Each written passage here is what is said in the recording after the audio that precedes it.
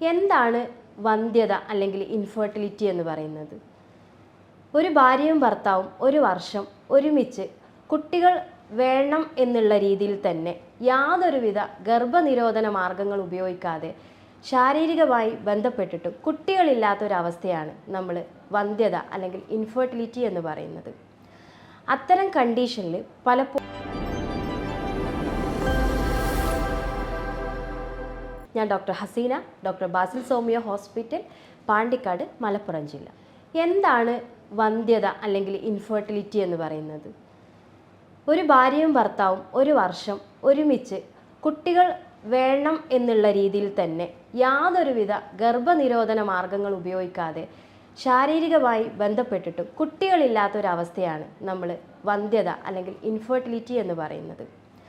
അത്തരം കണ്ടീഷനിൽ പലപ്പോഴും കുട്ടികളില്ലാതിരിക്കുക എന്നുള്ളത് 30% ഭാര്യയുടെ കുഴപ്പം അല്ലെങ്കിൽ സ്ത്രീകളുടെ പ്രശ്നങ്ങളും 30% പുരുഷന്മാരിൽ കണ്ടുവരുന്ന പ്രയാസങ്ങളും 30% രണ്ടുപേരിൽ കണ്ടുവരുന്ന പ്രയാസങ്ങളും 10% എന്താണ് എന്ന് തെളിയിക്കാൻ പോലും പറ്റാത്ത രീതിയിലുള്ള പ്രയാസങ്ങളുമാണ് സാധാരണ ഒരു വന്ധ്യതയിൽ കണ്ടുവരുന്ന കാരണങ്ങൾ എന്ന് പറയുന്നത്. ഇനി പലപ്പോഴും മുമ്പത്തെ ആളുകൾ കുട്ടികളില്ല എന്ന് പറയുമ്പോൾ അത് സാധാരണ സ്ത്രീകളിലെ ഒരു പ്രശ്നമാക്കി എടുക്കുകയും പുരുഷന്മാരിലുള്ള പ്രയാസങ്ങളെ കാണാതെ പോവുകയും ചെയ്യുന്ന ഒരു കാലഘട്ടമായിരുന്നു. ഇപ്പോൾ 2 വർഷം ഇങ്ങോട്ടാവുമ്പോൾ തീർച്ചയായിട്ടും പുരുഷന്മാരിലുള്ള പ്രയാസങ്ങളാണ് കൂടുതലായിട്ടും കുഞ്ഞുങ്ങൾ ഉണ്ടാവാതിരിക്കാനുള്ള ഒരു കാരണമായിട്ട് പലപ്പോഴും നമ്മൾ OPകളിൽ കാണപ്പെടുന്നത്.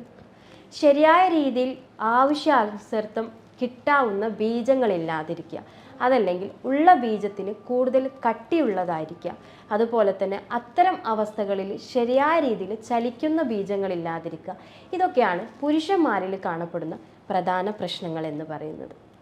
അതുപോലെ തന്നെ സ്ത്രീകളിലാണെങ്കിൽ നല്ല രീതിയിൽ അണ്ടത്തിൻ്റെ ക്വാളിറ്റി ഇല്ലാതിരിക്കുക, AMH ഹോർമോൺ വളരെ ലോ ആയിരിക്കുക, അതുപോലെ തന്നെ ട്യൂബ് രണ്ടും ബ്ലോക്കായിട്ട് പോവുക, സിസ്റ്റുകൾ ഉണ്ടാകുക, ചെറിയ രീതിയിലെങ്കിലും ഫൈബ്രോയിഡിൻ്റെ സാന്നിധ്യം കാണുക, ഇത്രയും പ്രയാസങ്ങളാണ് പുരുഷന്മാരെ അപേക്ഷിച്ച് സ്ത്രീകളിലും വന്ധ്യതയ്ക്ക് കാരണമാകുന്ന ഒന്ന്.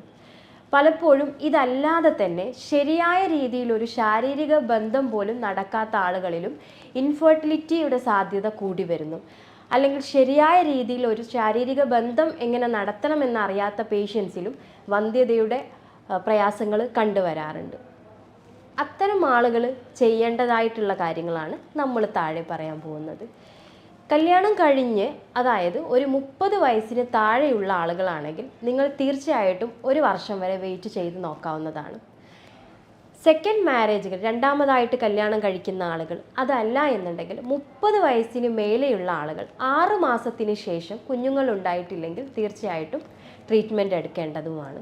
പുരുഷന്മാരിൽ ആദ്യഘട്ടത്തിൽ തന്നെ ശാരീരിക ബന്ധം സ്റ്റാർട്ട് ചെയ്യുന്ന സമയത്ത് ഉദ്ധാരണ പ്രോബ്ലംസോ ടൈമിങ്ങിൻ്റെ ഇഷ്യൂസോ അത്തരം കാര്യങ്ങൾ, അല്ലെങ്കിൽ ശരിയായ രീതിയിൽ ബീജം വരുന്നില്ല എന്നുള്ളൊരു പ്രയാസം കാണുകയാണെങ്കിൽ തീർച്ചയായിട്ടും നിങ്ങൾക്ക് പോയിട്ട് സെമൻ അല്ലെങ്കിൽ ബീജം ടെസ്റ്റ് ചെയ്ത് നോക്കാവുന്നതാണ്.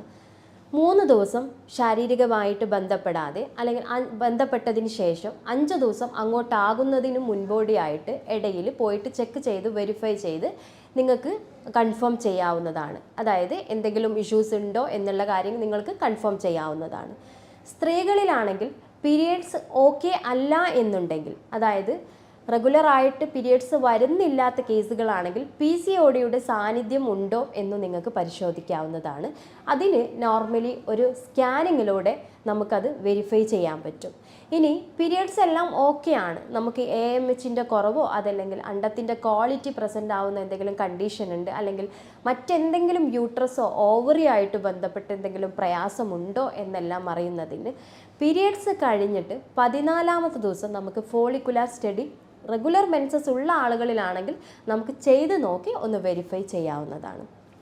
ആദ്യഘട്ടത്തിൽ ഇതിൽ ഏതെങ്കിലും പ്രശ്നങ്ങളുണ്ടോ എന്ന് മനസ്സിലാക്കിയതിന് ശേഷം അതിനുള്ള കൃത്യമായിട്ടുള്ള ട്രീറ്റ്മെൻറ്റും ഫുഡുകളും അതുപോലെ തന്നെ നോർമലി നമ്മൾ ചെയ്തു പോകുന്ന എക്സസൈസുകളും മാത്രം ഉണ്ടെങ്കിൽ ഒരു പരിധിവരെ നമുക്ക് വന്ധ്യത എന്നുള്ളൊരവസ്ഥയിൽ നിന്ന് തീർച്ചയായിട്ടും രക്ഷപ്പെടാവുന്നതാണ്. ആദ്യഘട്ടത്തിൽ നമ്മൾ മനസ്സിലാക്കേണ്ടത് ഈ വന്ധ്യതയ്ക്ക് ഒരിക്കലും ട്രീറ്റ്മെൻറ്റ് അല്ലെങ്കിൽ മെഡിസിൻ മാത്രമായിട്ട് തന്നെ നമുക്കൊരിക്കലും സക്സസ് കാണാൻ പറ്റില്ല എന്നുള്ളതാണ്. കൃത്യമായിട്ടുള്ള ഇടവേളകൾ, അല്ലെങ്കിൽ അത് യോഗയാവട്ടെ നോർമൽ എക്സസൈസ് ആവട്ടെ, ഇതെല്ലാം ചെയ്തു നോക്കുകയാണെങ്കിലാണ് മെഡിസിൻ കഴിക്കുന്നതിനേക്കാൾ കൂടുതൽ, അല്ലെങ്കിൽ മെഡിസിനോടൊപ്പം തന്നെ നിങ്ങൾക്ക് നല്ല റിസൾട്ട് കൊണ്ടുവരാൻ സാധിക്കുകയുള്ളൂ. ഇനി ഇത്തരം പ്രോബ്ലംസ് ഉള്ള പുരുഷന്മാരിലാണെങ്കിലും സ്ത്രീകളിലാണെങ്കിലും നമ്മൾ ചെയ്യേണ്ട കുറച്ച് കാര്യങ്ങളാണ് ഇനി പറയാൻ പോകുന്നത്.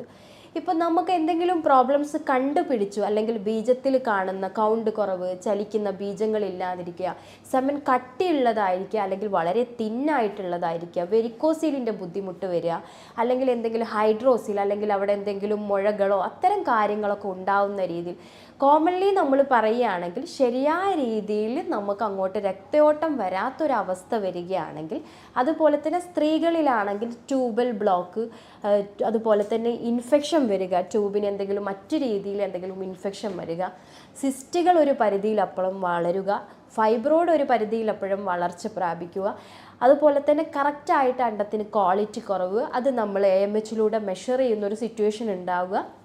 ഇത്തരം കാര്യങ്ങളൊക്കെ ഉണ്ടെങ്കിൽ തീർച്ചയായിട്ടും നമ്മൾ ചെയ്യേണ്ട കുറച്ച് കാര്യങ്ങൾ പ്രധാനമായിട്ടും ഭക്ഷണത്തിൽ നമ്മൾ കോൺസെൻട്രേറ്റ് ചെയ്യുക എന്നുള്ളതാണ്. നല്ല രീതിയിൽ രക്തയോട്ടം കിട്ടുന്ന, അല്ലെങ്കിൽ പ്രതിരോധശേഷി കൊണ്ടുവരാൻ പറ്റുന്ന ഭക്ഷണങ്ങൾ കറക്റ്റായിട്ടും നമ്മളുടെ ഡയറ്റിൽ ഉൾപ്പെടുത്തുക എന്നുള്ളത്. അതിലാണ് പ്രധാനപ്പെട്ട പുരുഷന്മാർ ചെയ്യേണ്ട ഒരു കാര്യം എന്ന് വെച്ചാൽ, നട്ട്സുകൾ, അവൈലബിൾ ആയിട്ടുള്ള നട്ട്സുകൾ മാക്സിമം ബോഡിയിലോട്ട് എത്തിക്കുക എന്നുള്ളതാണ്.